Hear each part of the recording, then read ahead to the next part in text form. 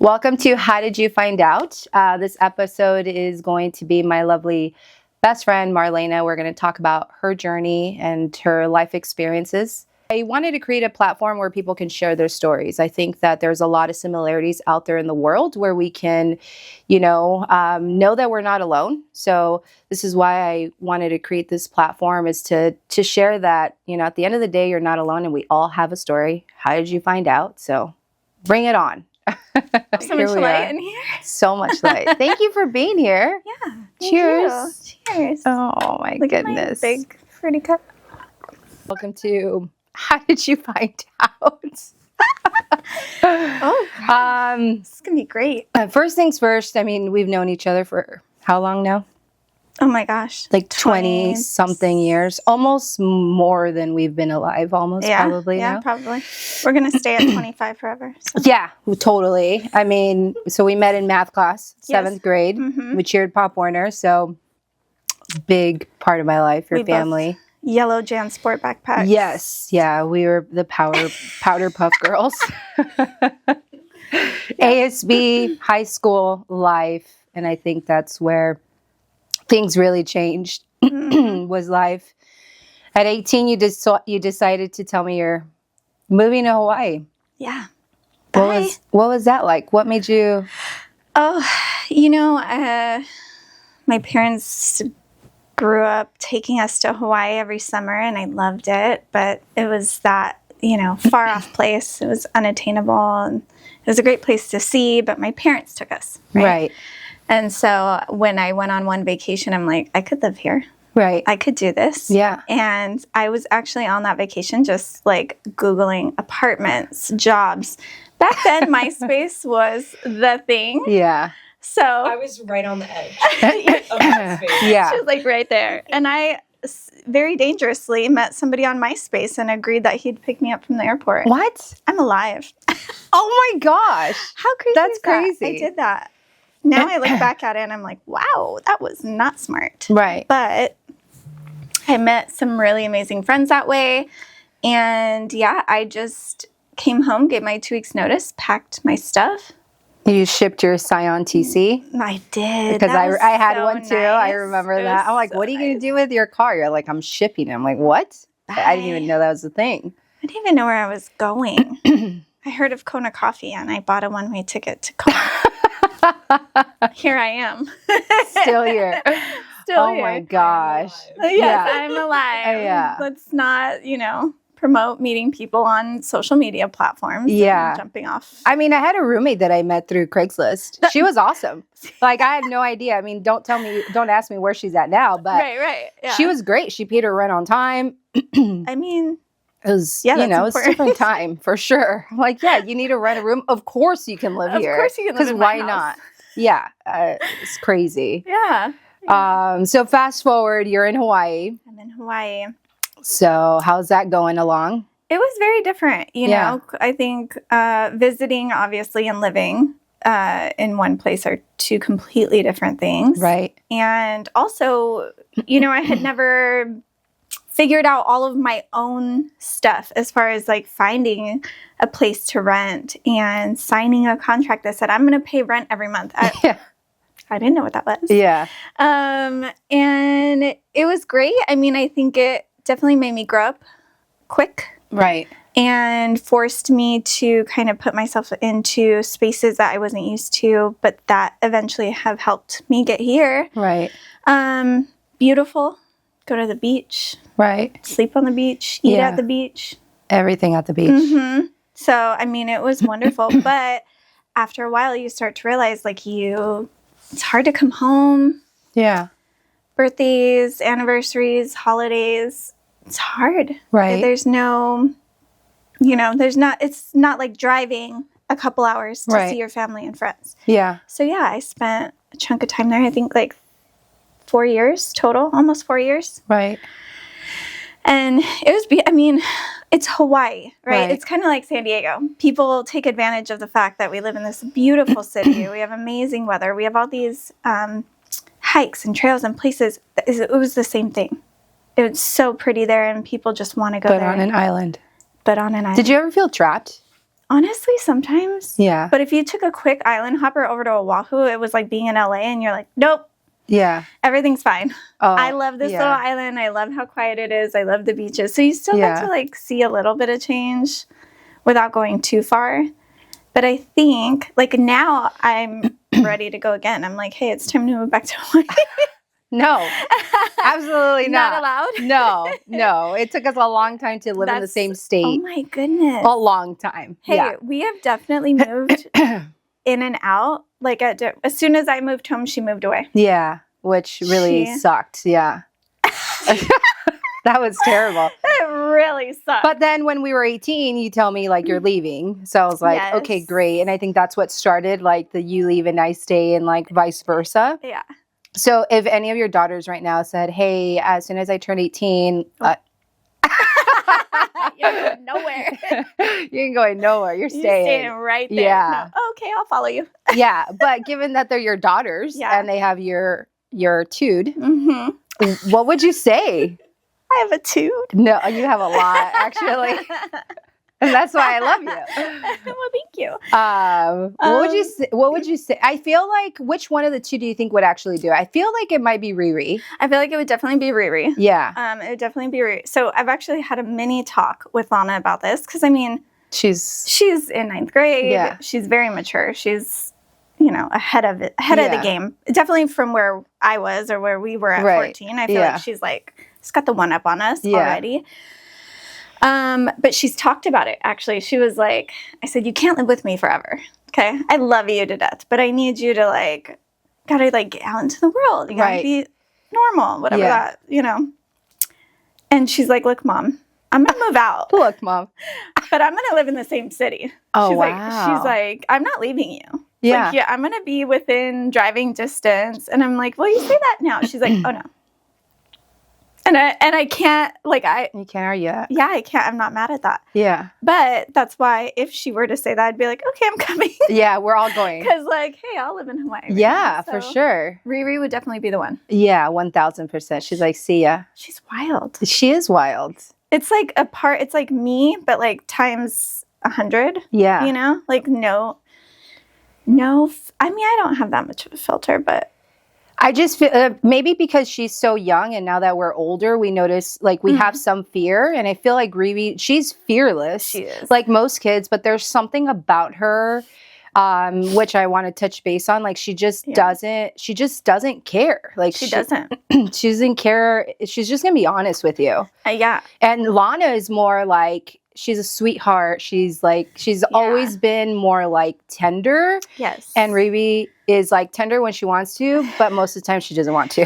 No. And she's got this huge heart. She's such a good kid, but if you want a challenge, which is where you come in. Mm-hmm. Yeah. The challenge is on. The challenge. Yeah. She's like, I got you. Yeah. Easy. Right. What else do you want to battle on? Yeah, totally. I can totally see it. Yeah, and Lana will be like, you know what? I'm not even going to go there. Yeah. She's like, okay. Yeah. She'll let you think whatever, and in the back of her mind, she knows what's up. I feel like she's a really good balance between me and Riri. She's totally. She's Switzerland. Yeah, she is. She really is. And sometimes she's just like, Riri, look, I'm trying to help you. Yeah.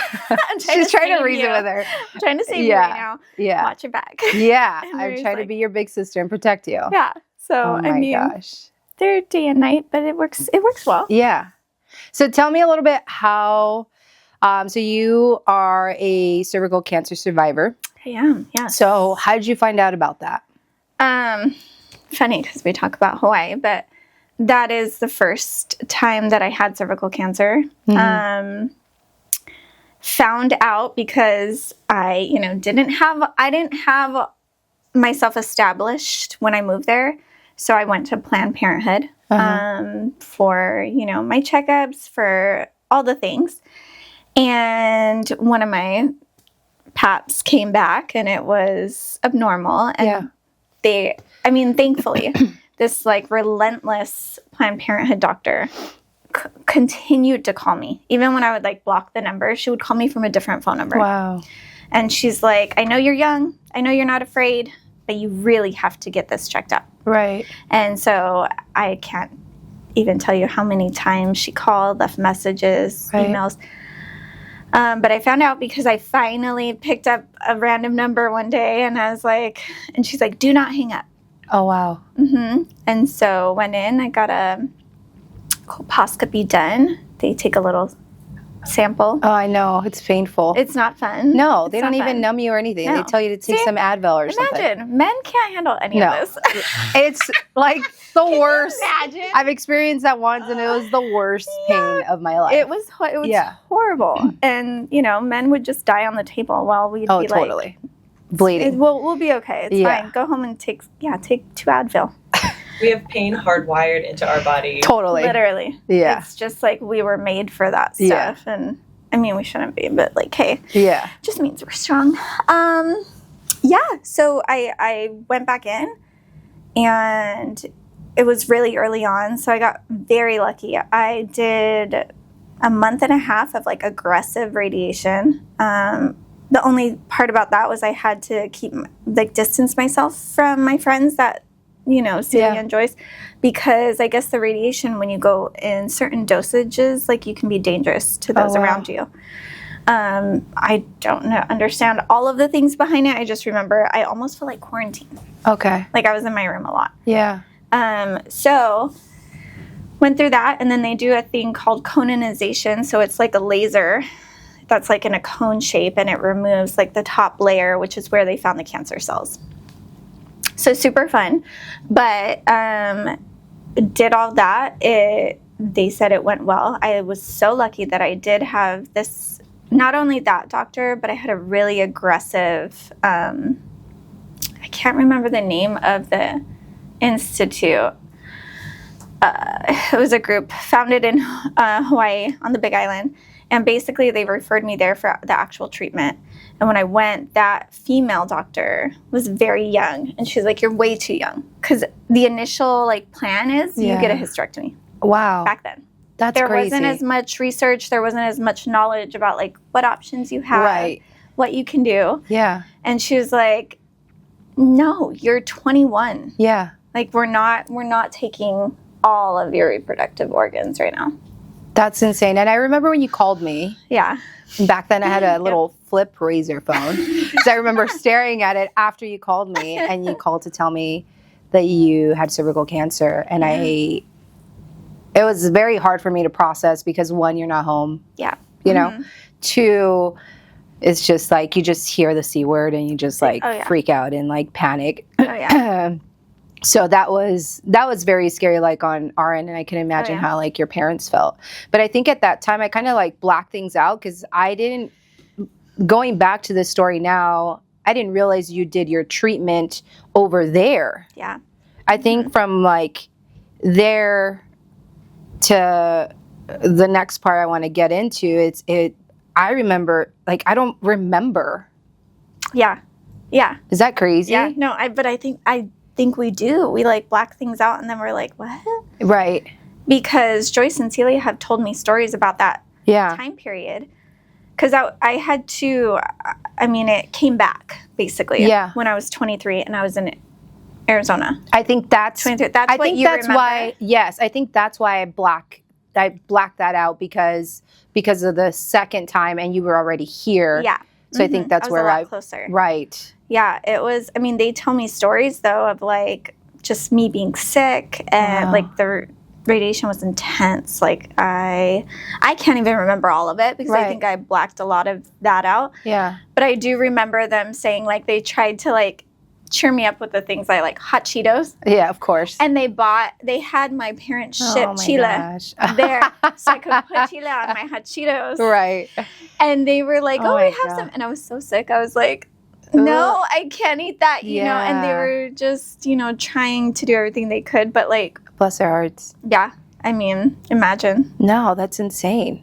It was such a strange period of time. Right. So at any point between the first and the second time, did they ever say to you, having children is not a possibility? Oh, yeah, big time. So how did you find out you were then pregnant? How did you find out? That one's an interesting. Yeah. That's an interesting one. Honestly, after the second bout of procedures and the second round of radiation. The second time, it was a little bit more serious. It was a little bit longer. And that's kind of when they give you like the doomsday talks, right? One of the things I think isn't talked about a lot is the fact that they tell you like these are the worst case scenarios. Right. And some doctors, which I really appreciated from mine, was that it was more doomsday than positive because it's your ability to have children. Right. So this, I had these two different doctors. It's funny. Merkel was the name, and I can never forget it because I was like, whose name is Merkel? Just one of those names, and you're like, oh, I feel sorry for you. No. Yeah, seriously. Can you imagine? But he was very like, I'm going to be honest with you. Wow. And like, basically the chances I had to conceive were somewhere in like the 50s, like 57%. Wow. That your body will actually be able to conceive and create like an embryo with somebody, right? And then chances of carrying to full term were like in the 20s. Oh my gosh. Yeah. Which is wild, right? I was like 24 when I got the like all clear. Okay, after everything, like we can't find any more cancer. You look good, you're young, your body fought this, your body went through all this stuff. Okay, great. But also, you're probably not going to have kids. So he was very much like, you need to be okay with that. And if everything works out differently, great. But I think that was good for me because you know my personality. Right. That's the challenge. Yeah. Yeah. I'm like, oh, okay. Yeah.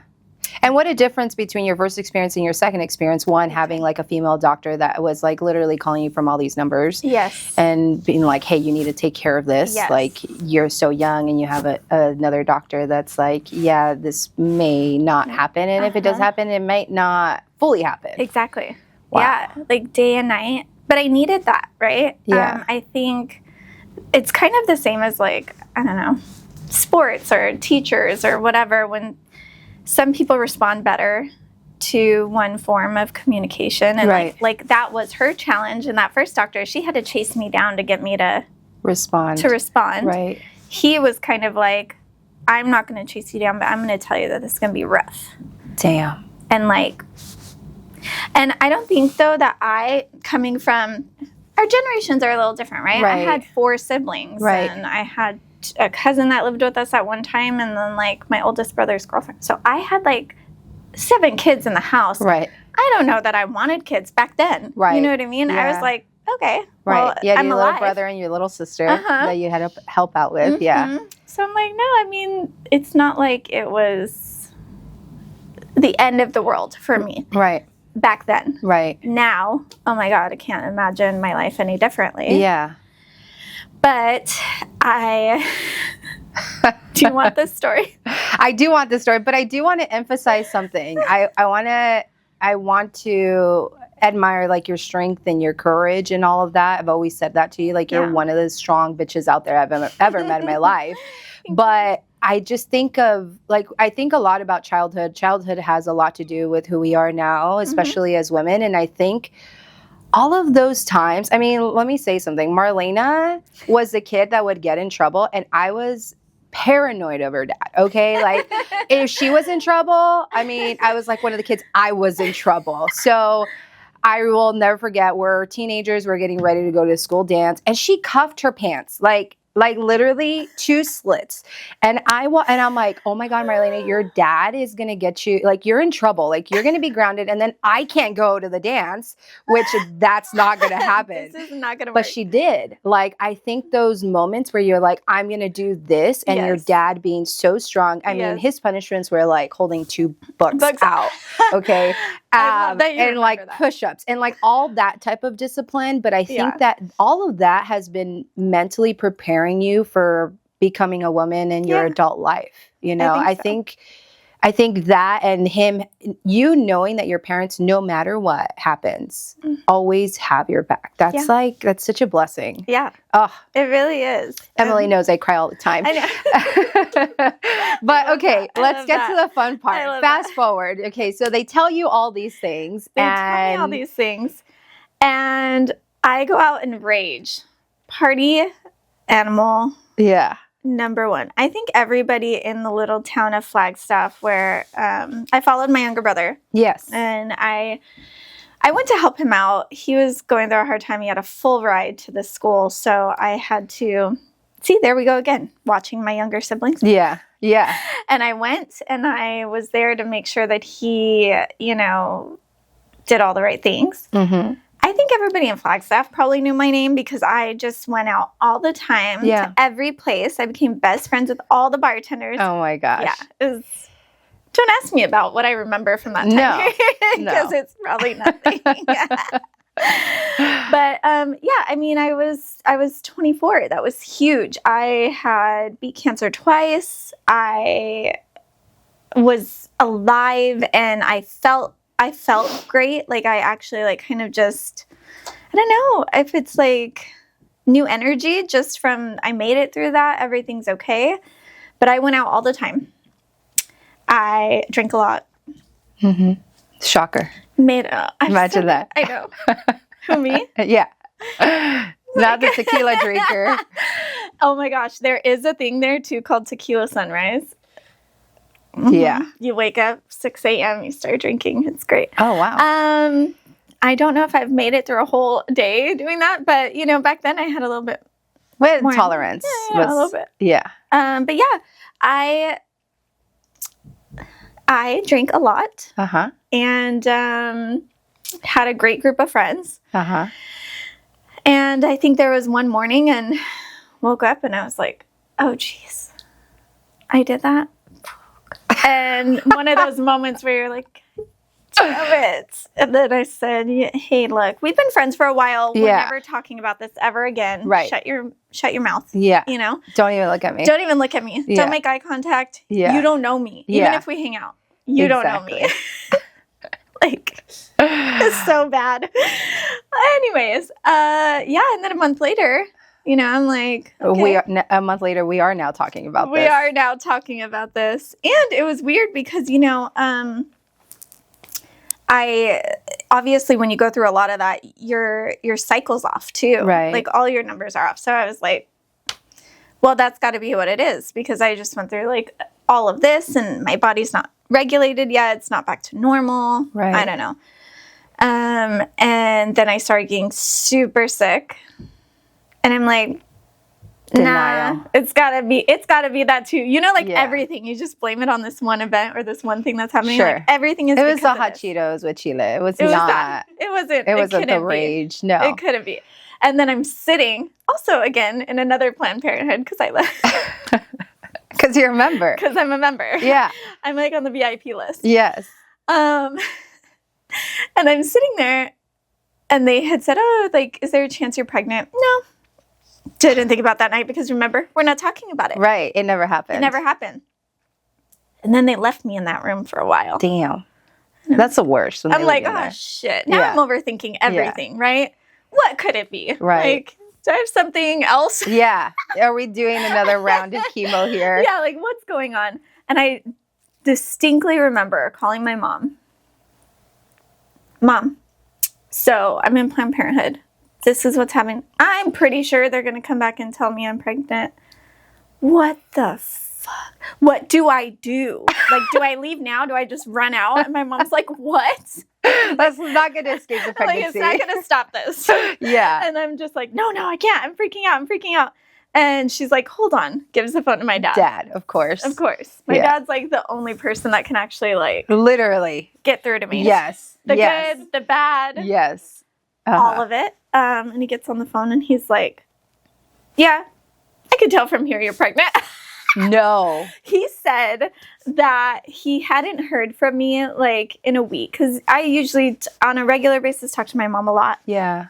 But my dad's like he's like the Trevor Hoffman. Right. Padres, but like old.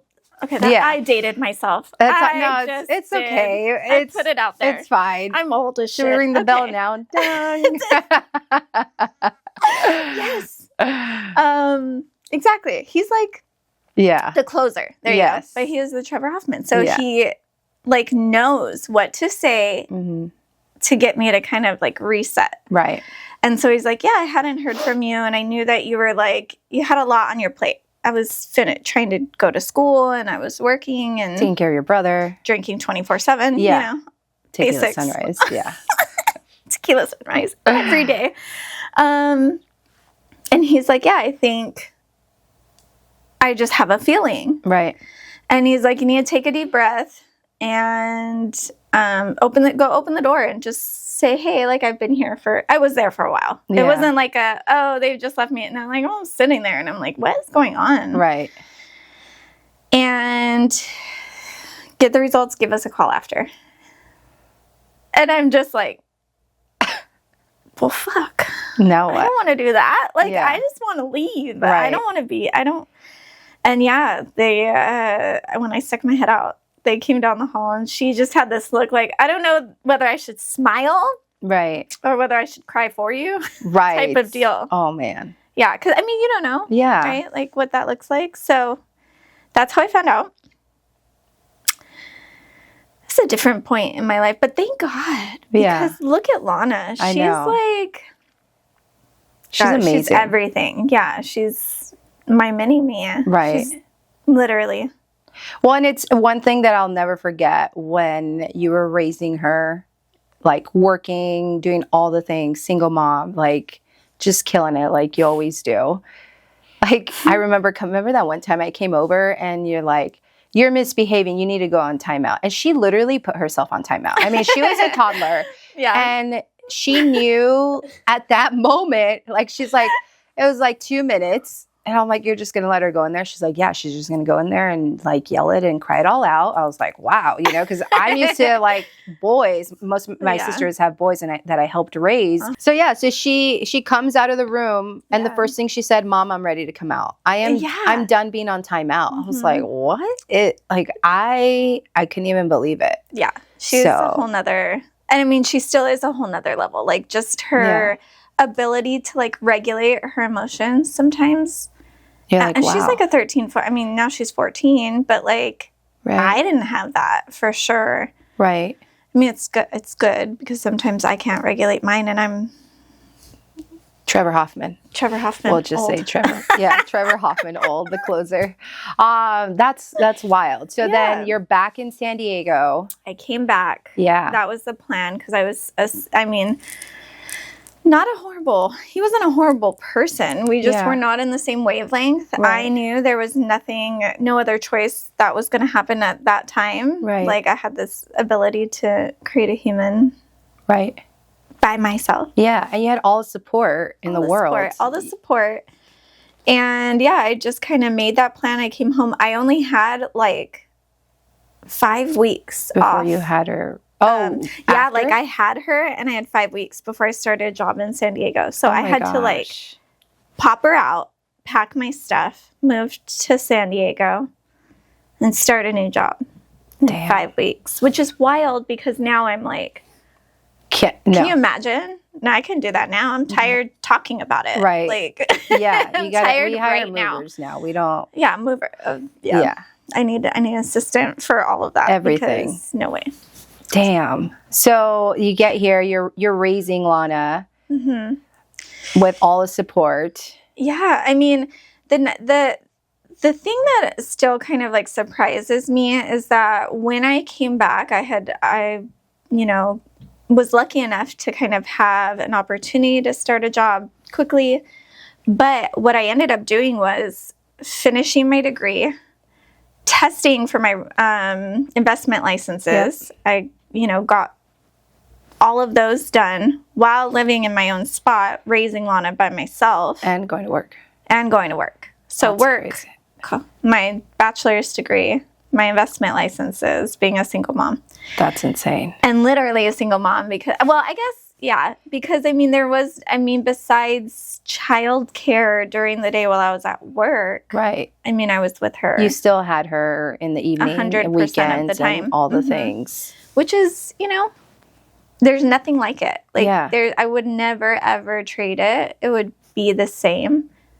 But now when I think about it, I'm like, how did I do that? Like, how did I I think we go back to the same thing. It's just not being, well, considering that you had cancer twice and moved and all the things, like everything else I feel like ends up being cake. It probably, like there's nothing nobody can tell you that you can't do. Oh, no. No. Definitely not. Yeah. So then Lana starts growing up. Yeah. And then how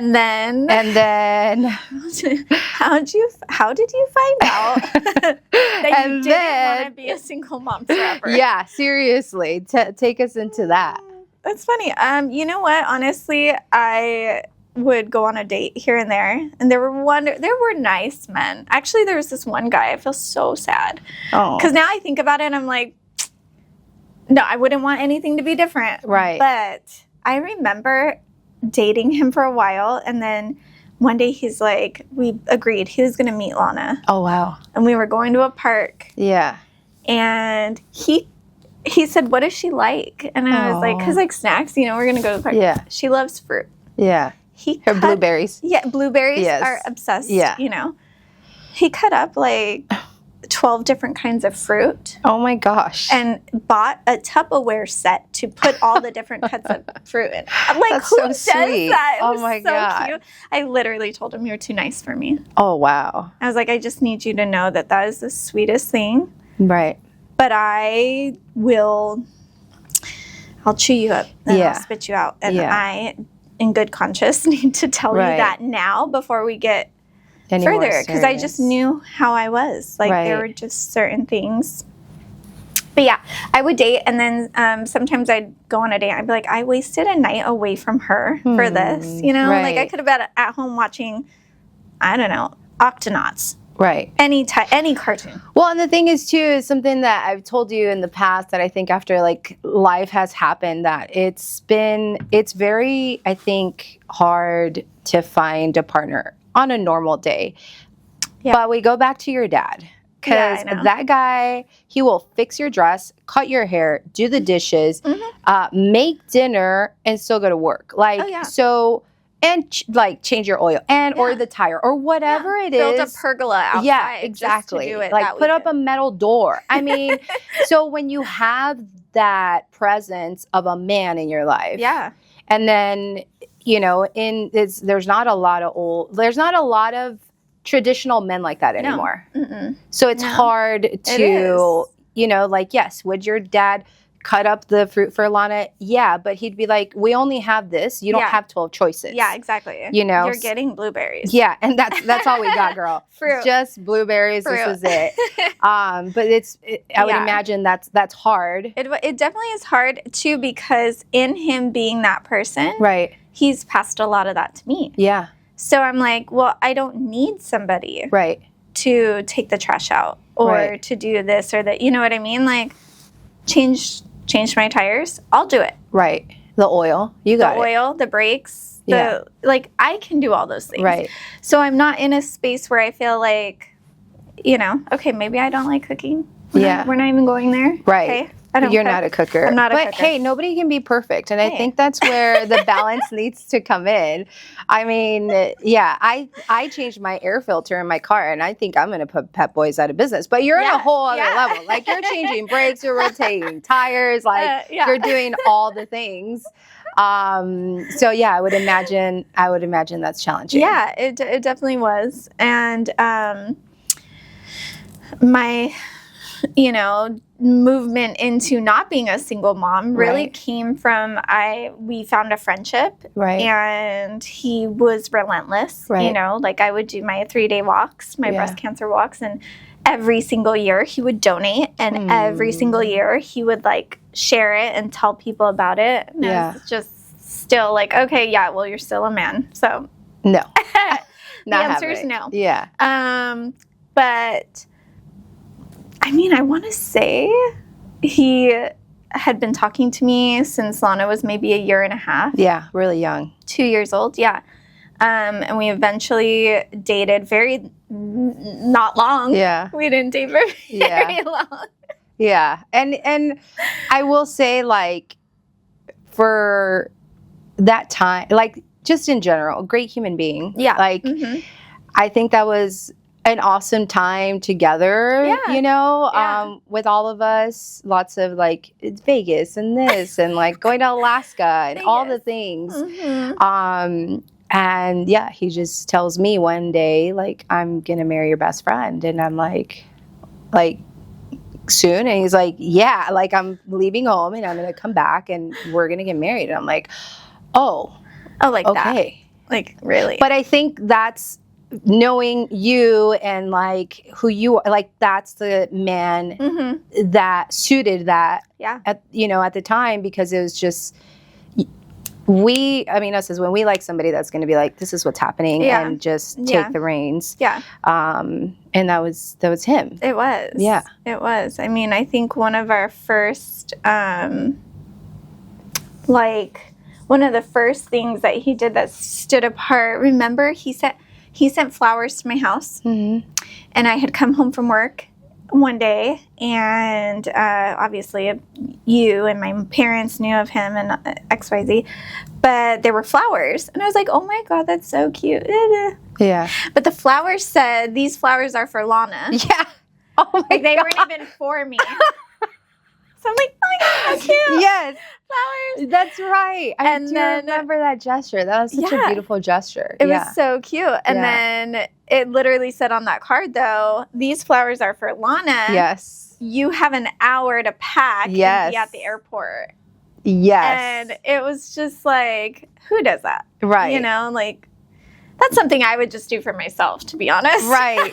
Right. Send flowers to Lana before I take myself on my own vacation. Exactly. So things like that were just nice, different. It was like something I would do again. I was used to doing all those things for myself. Right. So the bare minimum, even then, just wasn't enough from anyone. So, yeah, I mean, I think I just we connected in a way that I hadn't had with anyone. Right. And it worked out well. I mean, it was 7 years of marriage. Yeah. And every marriage has ups and downs. Of course. All of them. Yeah. I think now we are great friends. That's amazing. Yeah, we're great. You guys are still raising 2 girls. We're still raising them, yeah. And thankfully, that is where we're at. I do think he's told me a couple times, like, you know, we wouldn't be in this position. We wouldn't talk to each other or treat each other this way or be on this level if it wasn't for you. Right. And I think it took a lot for me to kind of not be the Marlaina that I was before, you know? Yeah. But I would still, like, he knows already. Yeah. I mean, he was married to you. Yeah, Watch he your knows. mouth. He knows. And he knows. I mean, I mean, nothing's perfect. And I think that even, like, for myself, like, not everybody at the right time makes, like, a good spouse, but doesn't change that person as an amazing human being. Right? Yeah. And so now you're in Alaska because now you're like, we're getting married. We're getting married, the whole nine, and his family is awesome. Like, I had never experienced like a big Samoan family that was like amazing. It was pretty cool. Gosh, that was so fun. It was a lot. It was so much. Like, I remember Lana, she was so little, and Donald and his brothers were in the kitchen, and she's like, which one of you is my dad? Because they all look very similar from the back, and one of them was cooking, one was doing dishes, one was taking the trash, so there was like 4 of them in there. One of them was in the fridge, and she's like, which one is he my dad? Yeah, like which one yeah, exactly. She was so tiny. And but he's one of 8. There's 8 brothers. Yeah, he's one of 8, so like good question. Valid. Yeah, it's very, very valid. They're all like built the same, and like, so great question, Lana.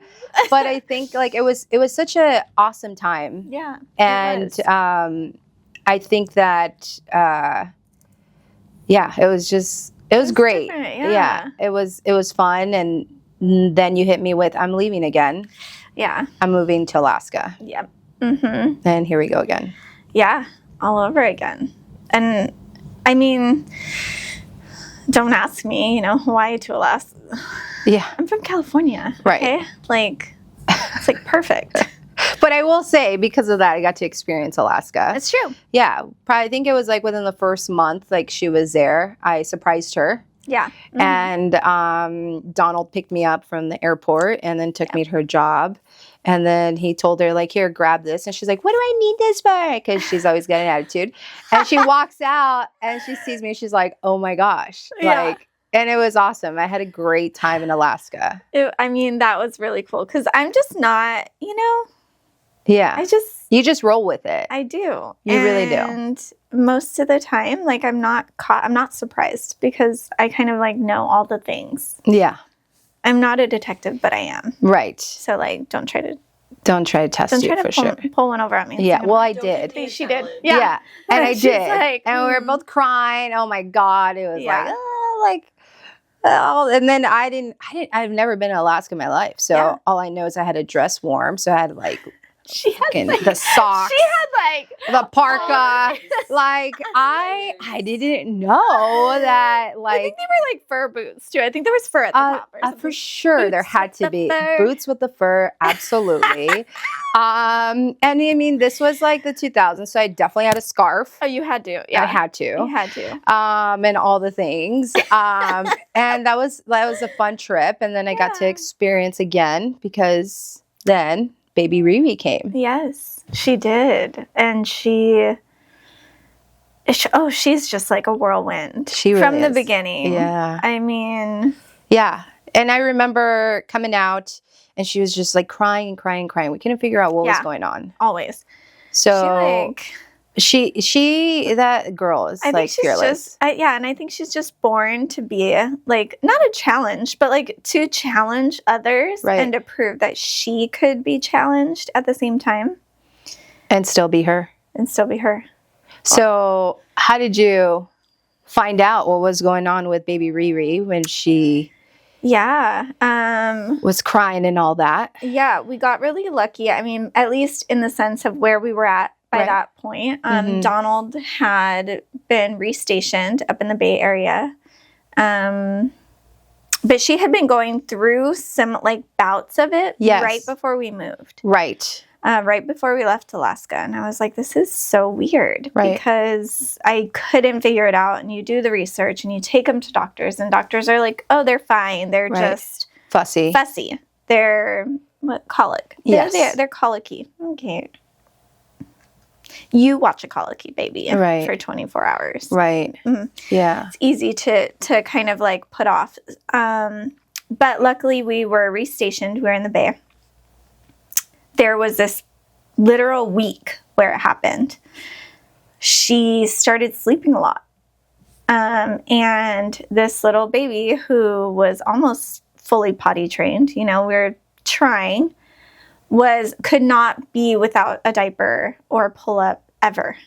She was diagnosed literally 2 months after she turned 2 or 3 months. Mm-hmm. Yeah, she was diagnosed in November.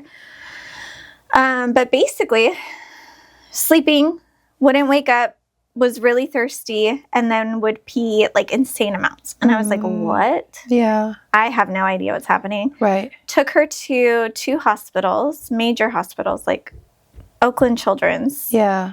And was kind of told she's got a virus. Like, steam showers, drink lots of fluids, Pedialyte, get, rest, make sure she doesn't have a fever. That was their first thing is like, check for a fever. That's crazy. Check in their mouth. Look in their mouth and their nose and like, you're like, the girl is drinking a lot. Yeah. I'm like, no, like, that's not, So actually, it was going on like day 3 or 4, and she was literally like unresponsive, almost. So scary. So in the little windows of when she would wake up, her eyes were just kind of like rolling back in her head. And we TRICARE. I call TRICARE and I'm like, can I take her to any emergency room? And they're like, yeah, you can. Walk into Stanford's ER. And I remember this male nurse, Okay, well, it's me. Yeah. So imagine. Let's start there. They have no idea. Yeah. So I'm like, I'm coming in. I'm like, no warning. Nobody called them and said, Lena's coming. Watch out. She's coming. Like, yeah. And this guy checking everyone in at the front is like, well, there's going to be a wait. I'm like, I don't give a fuck. And I'm screaming, like holding her because she's limp, like in my arms. And there was this girl who was like running back and forth. I could tell she was like kind of going from the back. And she came around and she goes, I'm taking you to the children's ER right now.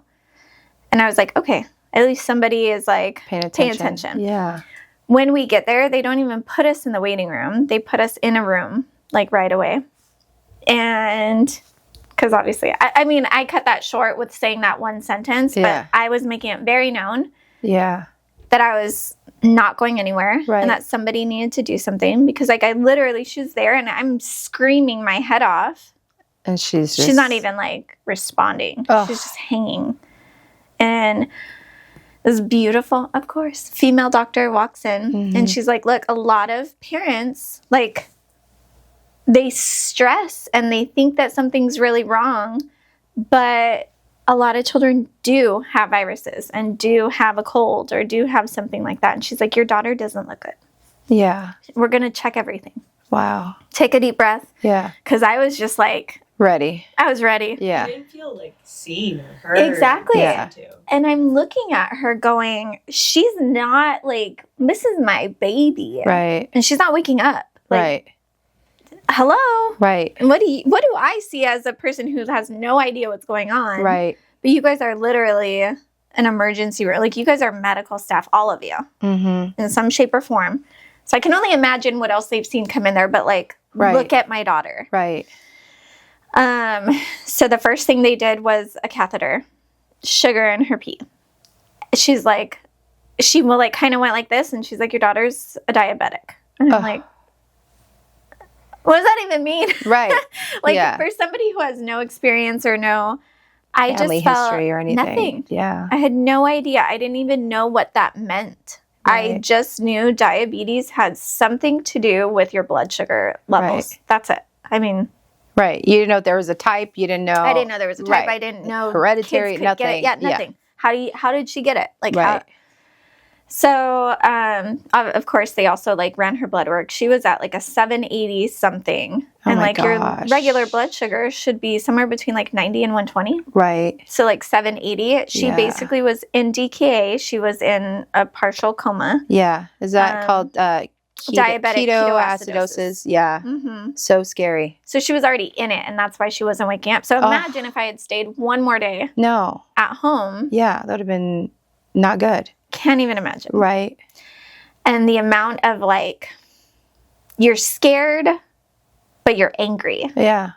Like, my anger is what pushed me to be like, absolutely not. Like, there's something wrong, and I don't care what anyone says. Right. I will find someone that's going to do something. Right. Someone's going to help me.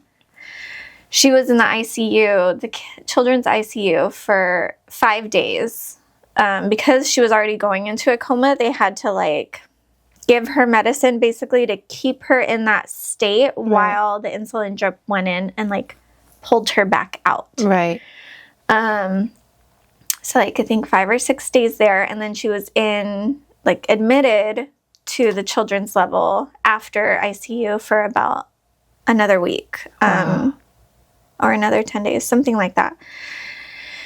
And so, then it's like a whole new world, right? Like, what do you mean she has to have insulin 24/7? Right. To survive, just to survive, just to be able to live, not even live well, not live healthily, not just to exist. So we learned about, dosing her with insulin. We learned about pumps and monitors and all the things, and now she's this wild 8-year-old. Like, I can't imagine Lana having type 1. Can you imagine? No. You go like this, and she's like, ow. Yeah. No, I can't. I can't. But Riri's like, again. Yeah. Like, she is just such a fighter. She really is. She's such a fighter. And I think, too, is just experiencing, because I think being a type 1 diabetic or just being a parent, I think, is challenging enough. Yeah. I'm not a parent. But outside looking in, there's a lot of factors that contribute towards navigating, and you're trying to figure it out. There's no actual manual on how to be a parent, but I think like advocating for your kids is like number one. And moms know, you guys know when something's going on. Oh yeah. But the thing is about Riri is that you're absolutely right. Like, she's one fearless kid that, you know, as much as the advocation and all that, there's those good days and there's those bad days. I mean, I remember watching her being like, I don't want this anymore. She just like pulls it out. And it just breaks my heart, because there's, how many times would you rather, you know, be type 1? Give it to me any day. And me too, for her, you know, because she's such a precious child that she's just at that young age, you just don't understand, like, why me? Yeah. Like, and why? she says that, and she says that out loud, and I'm like, I don't know, babe. Like, I can't explain it, but I wish we have moments, you know, there's a lot of moments, and I don't think we realize or we understand them, because unless you're going through it. Right. But, you know, just not being able to go to recess because her numbers are too low and she could pass out. Not being able to just grab a cupcake and shove it in her face like the 20 other kids at a birthday party. Yeah. I mean, it's not a give me a second, I'll dose you. It's very quick, but she just can't walk up and eat anything she wants ever. It's a luxury for sure. Yeah. And we don't think about that. No. You know, like, not at all.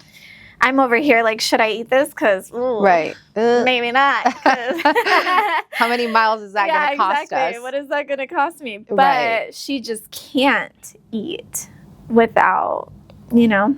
Without that insulin. Yeah. And then it's like the realization of like, if we travel, if I don't have insulin, like that's her life. Right. Like it's not, oh, darn, I forgot the Advil. Let me just buy it. Yeah, I'm going to have to go buy some more. Like, it's like, no, she literally needs that to survive. That's wild. Yeah, if something goes wrong, not having, and insulin can't get hot. No, it's got to stay cold. So it's not like something you can throw in the car and just have as a backup. Right. There's just so many things that you don't realize. Right. You have to plan for. Yeah. On top of just planning for a kid.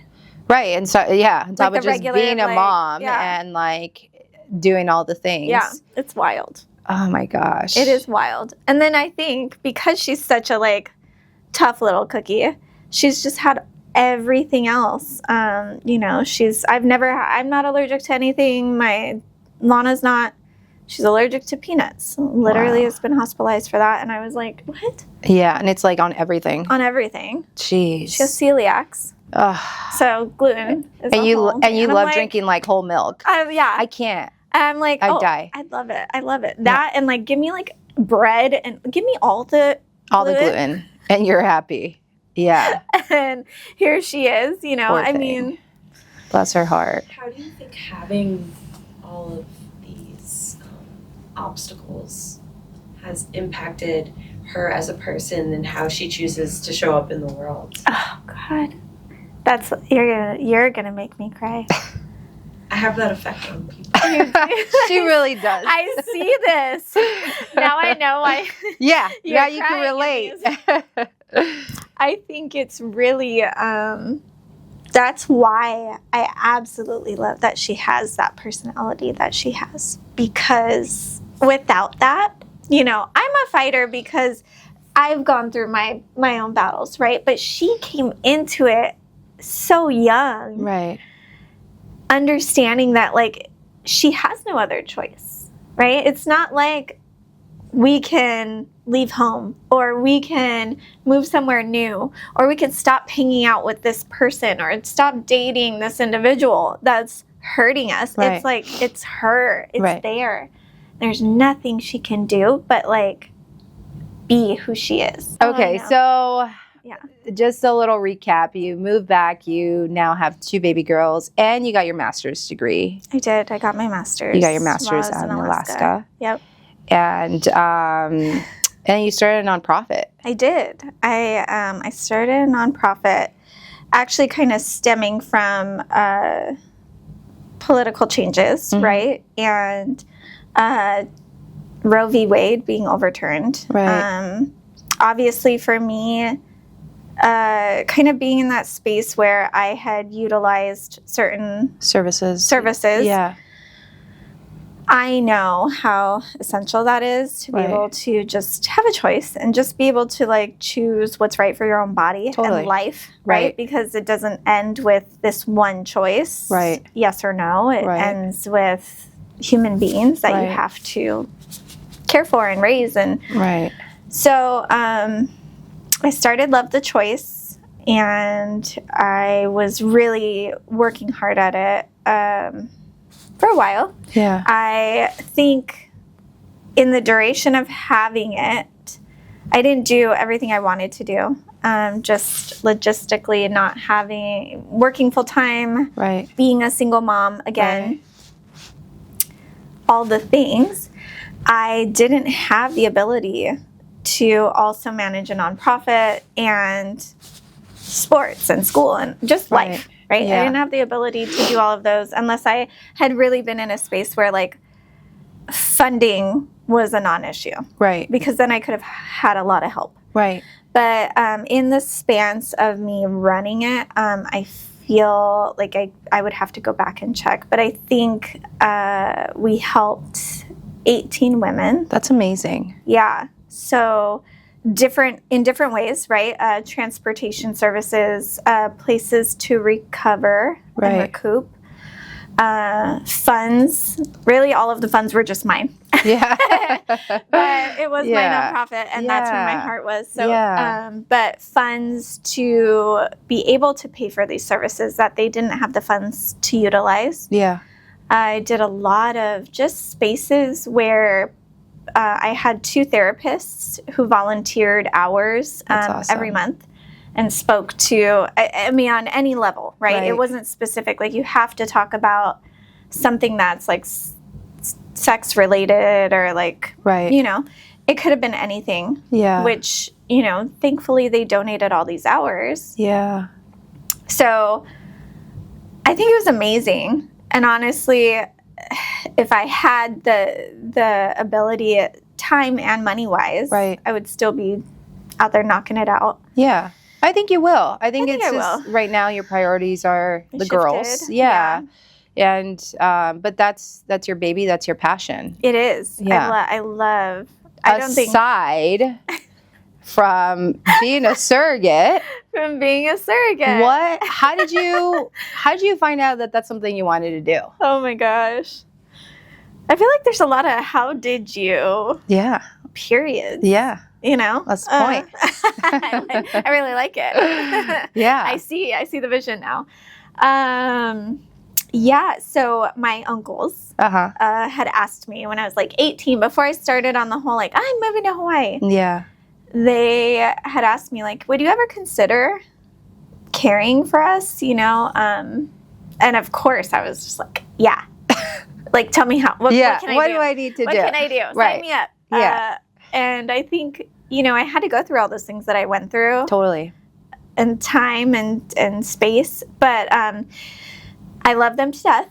But they kind of are now. They've shifted their lives, their focus, and what they wanted shifted while I was going through all my shifts. But I knew that I was able to do it. I was able to do it well. I mean, how did you find out that you could actually carry kids? I just like jumped in and then your test is positive. well, that happened. But I mean, my pregnancies were easy and my deliveries were super easy. You never looked pregnant.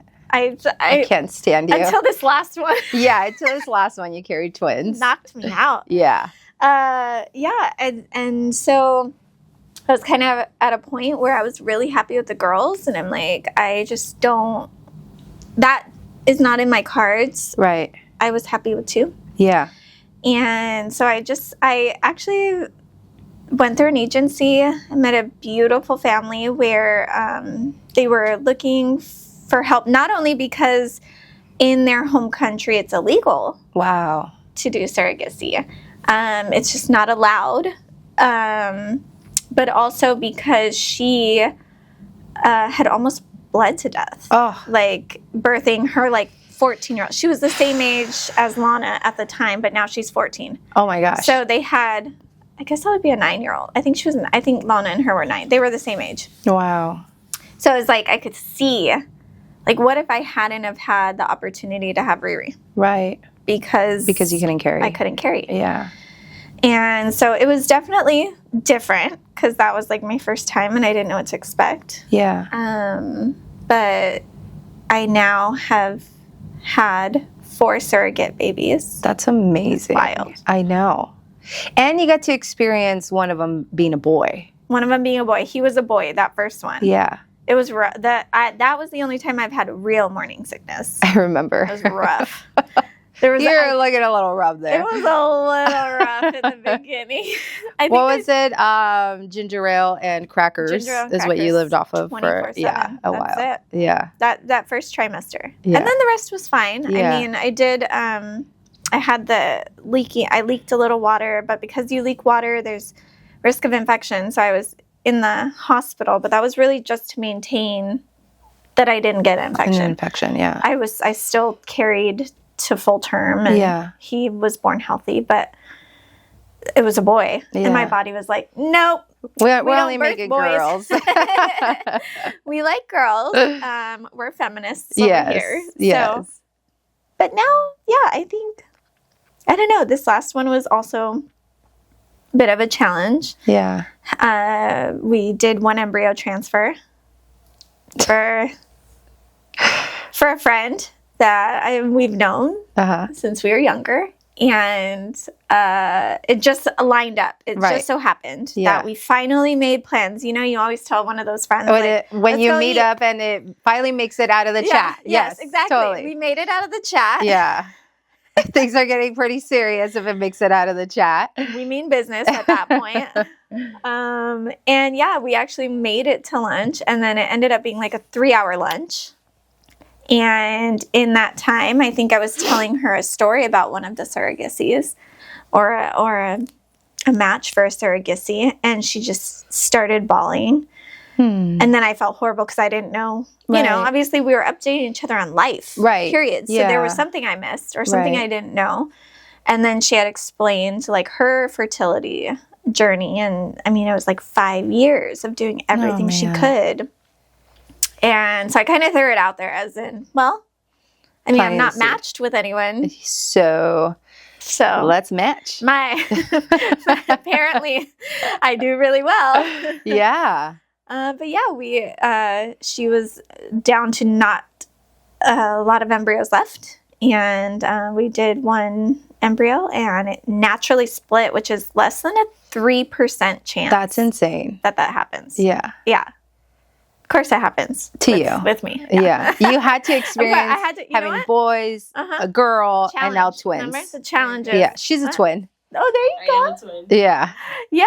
And I had twin girls. Oh my gosh. Bringing more females into the world. But yeah. That's awesome. I think my body was like, bet. Yeah. Let's do it. Watch this. Yeah. If it's anybody's body, it's going to be yours. It's going to be mine. So given from like growing up, moving to Hawaii, beating cancer twice, having Lana, getting married, having Riri, single mom, nonprofit, and surrogacy, what would you tell your younger self? Like, what would you tell little Marlaina? And I'm talking like little Marlaina where it's like Marlaina and Taylor and your mom.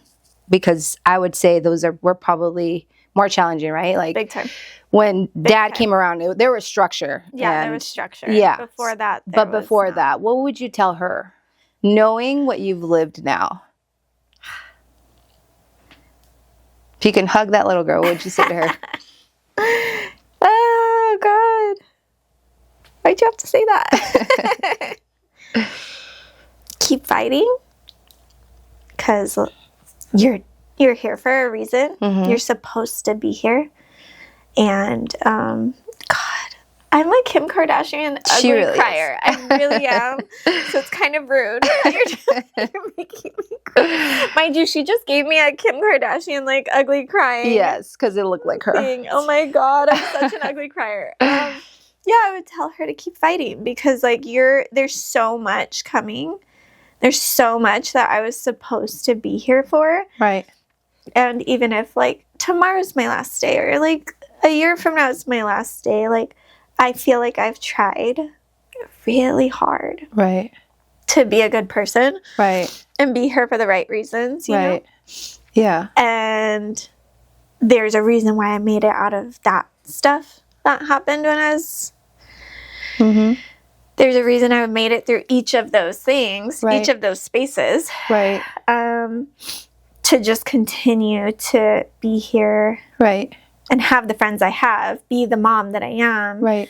Meet the people that I do and just like be a part of their lives too. Right. So like keep fighting. Like there's a reason. Yeah. You're fighting for a reason. It's not just to exist. Right. It's not just to be on the planet. Right. You know? And that's something, you know, that anybody that's listening to right now can definitely use, you know, whether you're going through a bad breakup, you're thinking about moving, you're going through surrogacy, you're going through cancer, like so much, right? Much.